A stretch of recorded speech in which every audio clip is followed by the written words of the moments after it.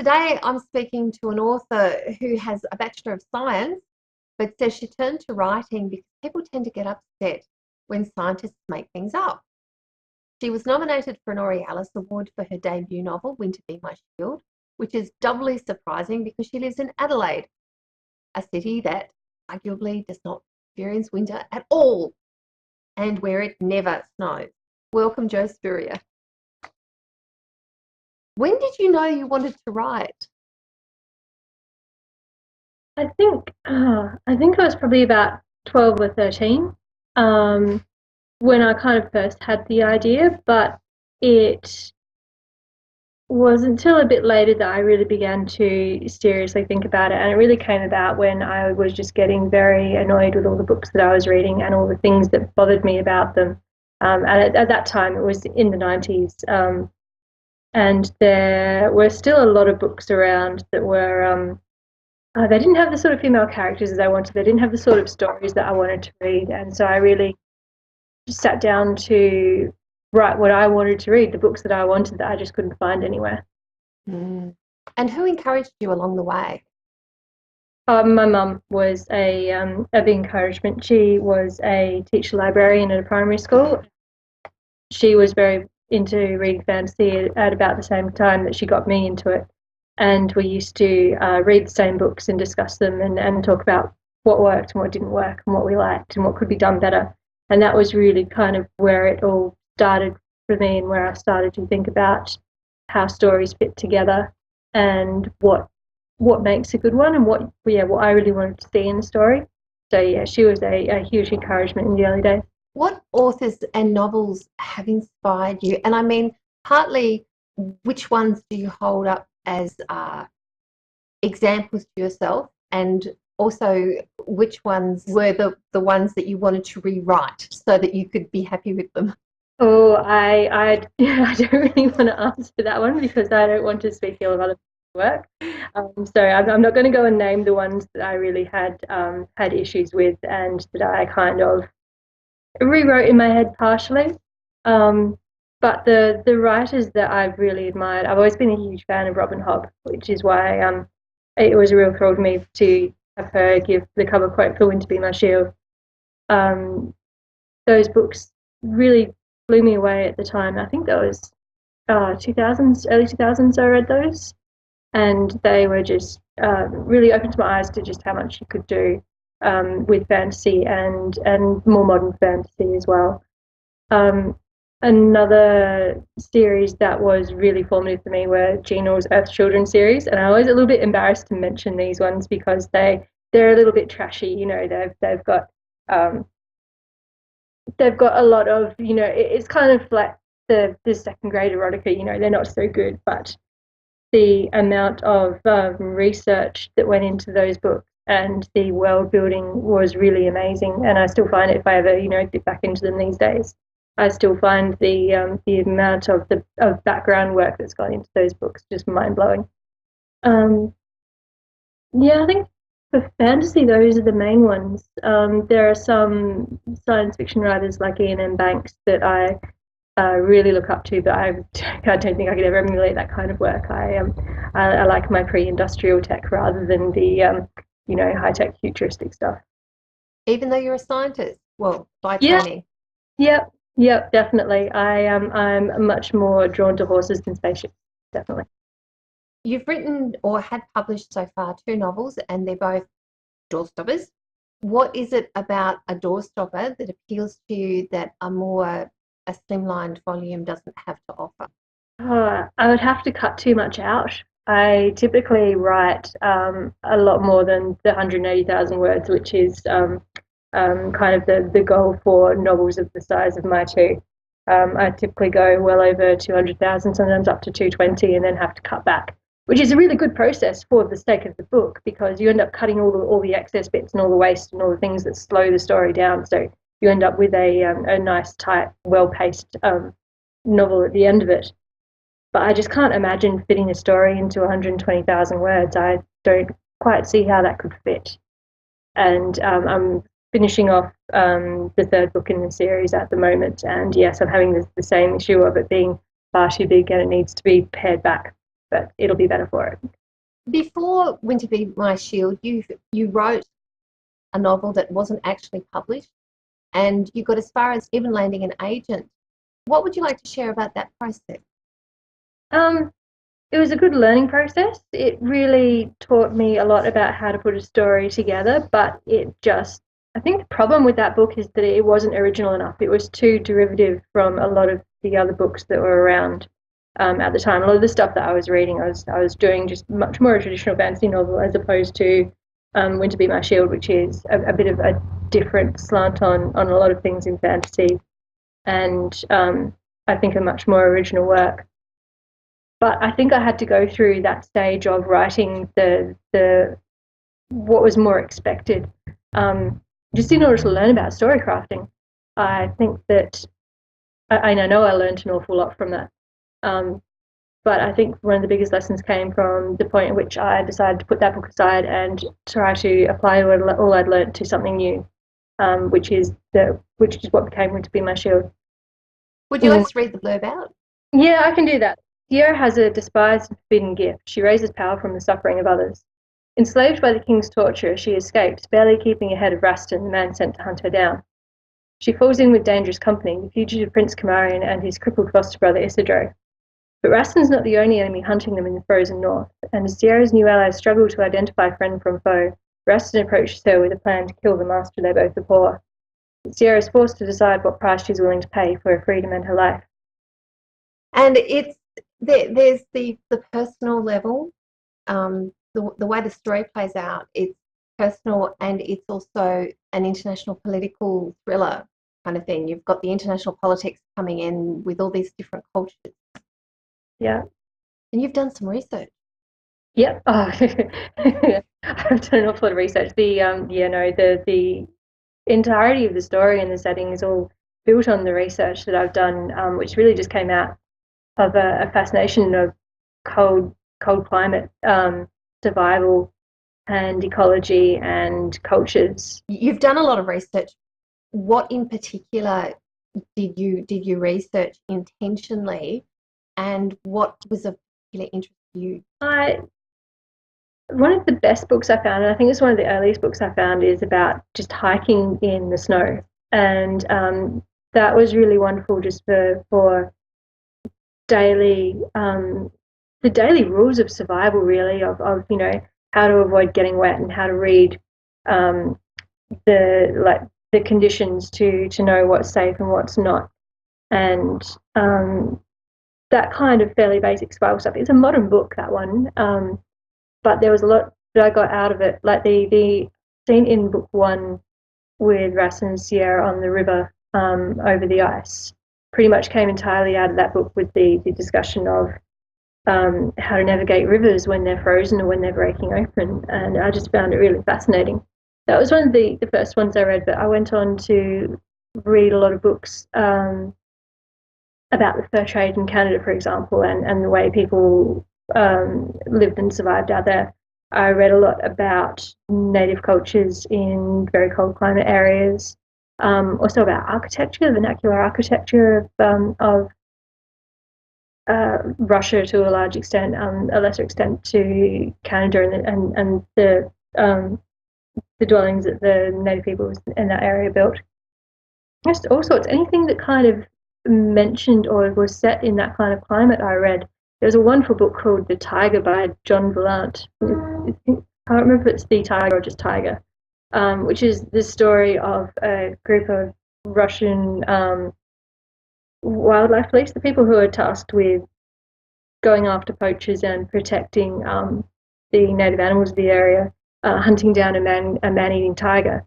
And that book was just amazing, and I was terrified when I picked it up because it's all set in exactly the sort of climate and area that my book was set in, and I was really worried that there was going to come up with something that was going to show that I'd made some huge mistake it would be too late to fix, but no, it worked out all right. So I just read everything I could get my hands on, really. And you've actually got a very egalitarian polygamous marriage where you've got 2 men and 2 women all married to each other. Yeah. And you researched that. Yeah, that I was trying to, 'cause we've spoken about this before, and I was trying to remember, like trying to find the source that I used for that. And I haven't been able to find it, so I'm pretty sure it wasn't something that I found on the internet. So it was probably something that I found in the uni library, researching the native cultures of Siberia, of which there are a number through the region, like from above Mongolia upwards, basically, a number of different native cultures there that had some form of group marriage, and it was a tribal society in a very harsh environment where survival is very much a challenge, and you're very much depending on the people around you, and your kin. Everyone's got to work together to survive, and it really seemed to be a way of forging bonds between people and to kind of eliminate jealousy and give people deeper ties. There's a similar thing that happens in Inuit cultures, I believe, where there would be an exchange of wives on occasion, and also children. People would basically just swap the children and raise them as their own, just as a way of forging ties and deep bonds between people in the community, which seems very unusual to us. It's something that's hard for us to comprehend, but sorry, my cat's just climbed up. That traditions that are so different from our own that they feel very different from us, but the environment and the keys to survival are so different that you just have to come up with different ways of making things work, I think. And that's what I found really fascinating. I like to study a lot of different cultures, and I've really noticed that the cultures with the strongest traditions of hospitality are the ones who live in harshest environments. Middle East in particular, and desert regions have very, very strong culture of hospitality. Through Mongolia as well, and you don't get the same kind of culture, say, through Europe, where it's a much more temperate environment, and if you're stuck outside at night, your chances of freezing to death are not that great, and so people can get away with not caring so much about the welfare of the people around them. Tasana Dolcheva said that she loved your first book, and she wants to know what made you want to write such a cold setting, especially when you've had to do so much research to make it realistic. The setting was one of the first things that came to me when I was putting the story together. To begin with, I just had the three characters. I had Cam and Sierra and Isidro, and all I knew about them was that Sierra was running away from something and Isidro was injured. And the one thing I knew that kind of tied it all together was that they needed to live somewhere cold, and somewhere seriously cold, and a very harsh and extreme environment. And I figured out, it took me a while to figure out why this was the case. I think it was only when the book was mostly written that I realized why it had to be that way. And it's because it forces the characters to work together. They have to come to an agreement, even if they've got conflicting goals, different ideas of what they want to achieve and how they want to achieve it. The environment is so harsh that they have to find a way past their differences and find a way to work together. And this is something that has come through all three of the books, where people are forced into alliances with people they don't necessarily want to have anything to do with, just in order to get through the problems that they're facing. One of those key alliances is between Sierra and Raston. You've got Raston, who starts out as being this incredible villain, but by the end of the first book, I wouldn't say I liked him, but I felt that I understood him. What would you like to say about Raston? That's good. I'm glad that I'm glad that people are reacting to him in that way. I've always found Raston a really interesting character, and I was never sure if anyone else would find him as interesting as I did. But I just like the characters that are much more shades of grey than black and white. I've always kind of taken to heart the idea that the advice that's always given to writers, which is your antagonist should be the hero of his own story. Um, and just following through with Rustin, just getting into his head and trying to figure out what he wants and what he's willing to do to achieve it. It just took me along this path, or took him along this path of all the things that happen. And the big question in the story is whether or not he can be redeemed. Can he make up the things that he's done? And yeah, no one's really sure. I'm writing book 3 at the moment, and it's a question that won't be resolved right until the very end. So he's one of my favorite characters, I have to admit. Have you resolved it in your own mind? Oh, I have, yeah. But people are going to have to wait to find out. But it's still an open-ended question. It's just not an easy question to solve. I think a character who is in no way black and white cannot end up with a simple answer. I think the complex characters are the best, and the simple answers, not so much. Yeah, I agree with you. You intentionally wrote a character with an acquired disability, and every time I thought you were going to move him out of the action, move him off to one side, and we were never going to see him again, or he was going to get healed, I was wrong. Why? I wanted to write a story with a character like me, and I don't have an acquired disability as such. I've got rheumatoid arthritis, so I've been disabled for most of my life. I was a disability pensioner for a number of years, and the time which the story and the characters came to me is the time when I was applying for disability pension, and it's the whole process of that is quite dehumanizing. Where you basically got to go up there and explain to people why you can't be a fully contributing member of society. At least as that's the way I saw it as a 21-year-old, when the current affairs shows and stuff are full of stories about dole bludgers and all that. It's a very hard thing to absorb, to get your head around, and to like willingly go up and label yourself like that. And at the time, I just desperately wanted to read a story about someone like me who has a disability, who can't do a lot of the things that we've been raised to think are our birthright in a lot of ways. So that's really where it came from. I couldn't find a story like that at all. I know now of a few, but I don't think they really tackle it the way I would like to see it tackled as a person with a disability. So I set out to do it myself. And I think you've done a really good job. I've really enjoyed Isidro, and as someone who's actually been born with a disability myself, I've got really bad eyesight. I'm totally over the whole disability trope where disabled person gets healed, or disabled person is magic, therefore disability doesn't count. Yeah. Or they get horribly injured and they just kind of get shuffled off to the side of the story, and they're not a part of the action. It was really important to me to write a story with a character who has a disability but is still the center of his own story and still has all the same challenges to face that the rest of the characters do. He just has to find a different way of tackling them. And find a different way of fighting his battles, really. And he never gets the opportunity to just kind of bow out of the action, because his life keeps going, his story keeps going. He's still the center of everything that happens around him. So it's I said before, Rustin's one of my favorite characters. Isidro as well.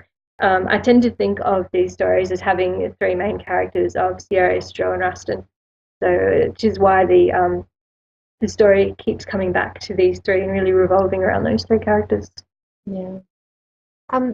Back to the research, because I've put my questions out of order. Sorry. You've actually written blogs.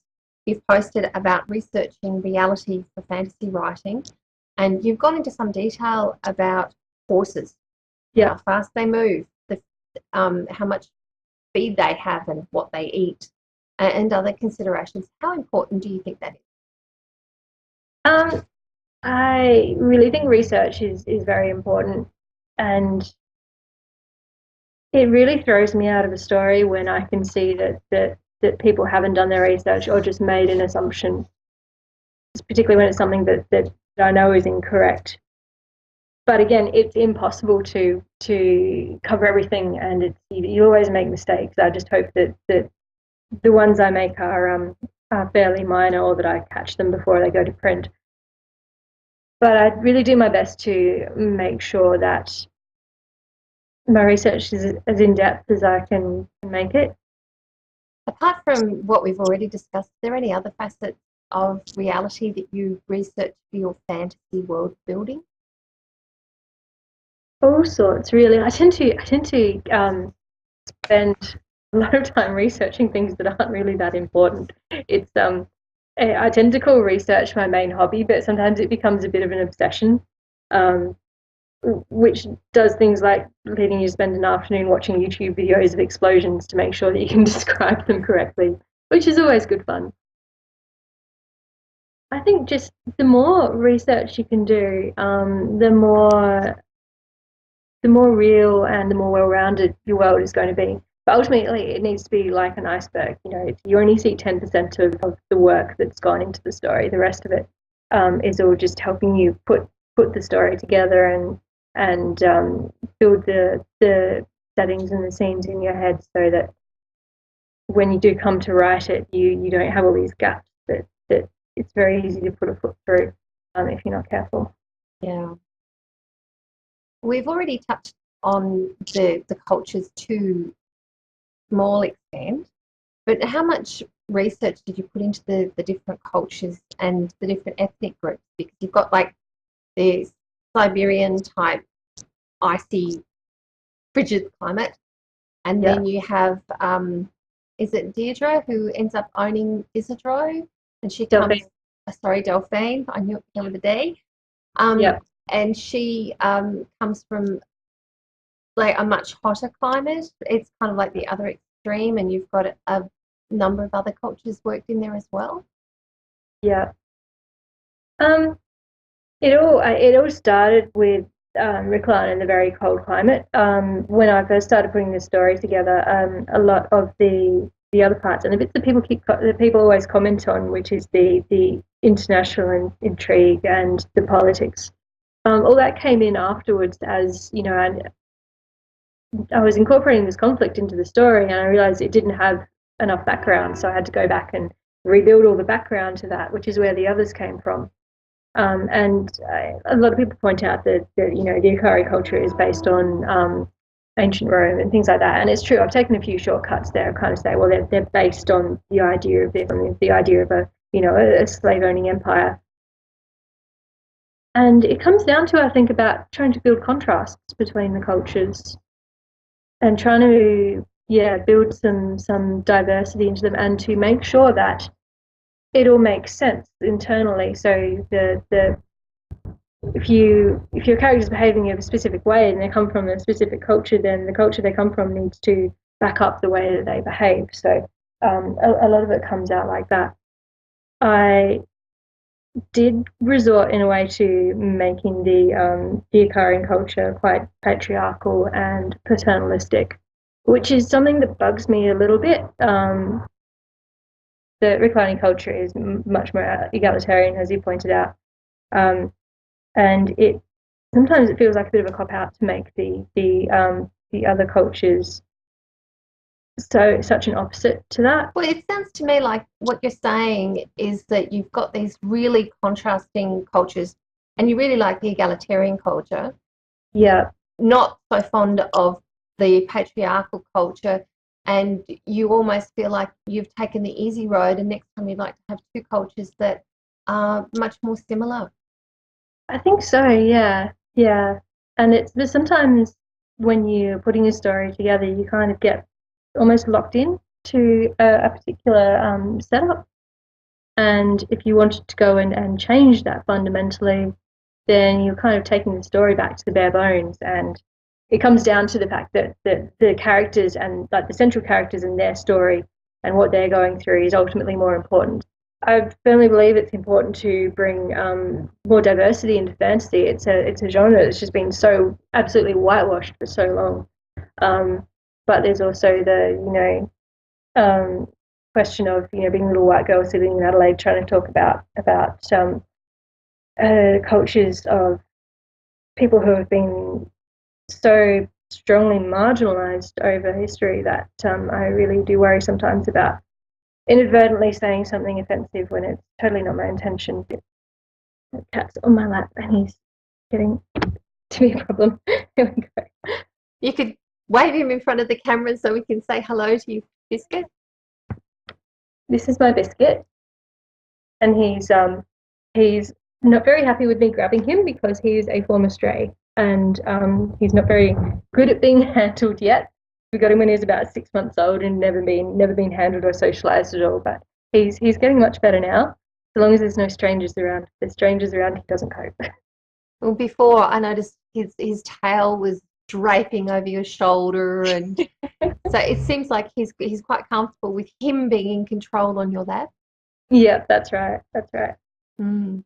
He's pretty good mostly, and he's mostly now a normal cat. But if anyone looks up the driveway, he's hiding under the couch in the darkest corner he can find. Mm. Sounds like he might have been abused. That's a bit sad. No, it's pretty normal, I think, for a wild-born cat, because he was just completely stray, born with his siblings, totally wild from a runaway mother, and he turned up in my friend's backyard, and she had to trap them all and try and find homes for them. And he's just, for the first 6 months, never been handled by anyone, so he just thinks that we like grizzly bears, basically, and we're going to eat him if he's not careful. So he's used to us. He's used to me and my husband, but anyone else, it's just too much for him. He wants to go and hide. Well, he looks very cute. He's lovely. Do you have any more publishing news? I think there might have been some hints of some overseas publishing. A few people were actually asking if your books are going to be released in the United States. We're working on it. At the moment, it's still got I think one publisher considering it. Just had a rejection come through a few days ago. But once I've got book 3 finished, my plan is to start researching self-publishing over there. And to look into that, because I keep hearing that there's people in the US and the UK and through Europe who really want to read these books, and I just would really like to make them available over there. And if that means that I've got to take a different route to get it there, then that's fine. I think we're very lucky these days that the traditional publishing route is not the only available method for getting books out there. So that will be the plan. It's probably going to take at least a few more months. Yeah. Yeah. Well, good luck with that. I think there are a lot of people, I think, who are waiting for it. So what are your plans? You're currently writing book 3, and that's obviously going to be that's quite a task because the books are all this big. And after book 3, what comes next? I have another story planned. I need to do a lot of research on that yet, but I've got something else in the works that will be set kind of in India and kind of in ancient Greece. Kind of imagine city-states along the Ganges is what I'm thinking of, with a bit of a magic as technology theme running through it as well. And whenever I talk about this, people say, oh, so it sounds like steampunk, and I really don't picture it as steampunk. And I have been reliably informed that it can't be steampunk if it's not set in Victorian England, which definitely isn't. So I'm not really sure how to categorize it in that respect, but I'm very much looking forward to getting stuck into it. Well, it sounds really exotic and appealing. And I was one of the people who attended the Continuum panel in June that was titled Fuck Your Knight and the Horse He Rode In On, because people are getting so over the medieval European fantasy trope. Yeah. It's something that I'm really bored with as well. I mean, there's a lot of books come out every year that are set in that kind of setting, I still read them and enjoy them, but I just don't have any urge to write a story in that kind of setting. It's not something that really draws me at all. I'm much more interested in exploring some new ground, and just find something that's a bit different and see what kind of stories you can get in those kind of worlds. And this is one thing that's always struck me about Ian Banks's work, is that all his stories are the sort of things that can only take place in a universe with the sort of limitless resources, and so on, that you can that exists in the world of the culture, and the extent to which the setting can place the limits on the story and define what sort of story you can tell is an idea that really fascinates me. So I'm quite keen to explore a bunch of different settings and see just how that changes the stories that I thought I was going to be telling in that setting, that always end up being slightly different to what I thought they were going to be when I started out. Well, that sounds really interesting. I'll be queuing for the book. What else do you have planned, and what's on your bucket list? I would love to do some more traveling, but I'm not sure when I'll when I'll get an opportunity the way things are going, because I've got a baby due in January at this point. So I'll yeah, they'll be tied down for a little while there, and I'll be trying to fit the new book in around looking after a newborn, which will be good fun. So I would really love to get overseas, and it would be great to go to Worldcon in London in 2014. And there's just so much stuff that I'd like to see around the world that it's hard to go and name them all and break them down. But I do hope I'll get an opportunity to one of these days. Mm. Well, that sounds really interesting, and congratulations on the baby. Thank you very much for talking to Dark Matter. Thank you. It's been a pleasure.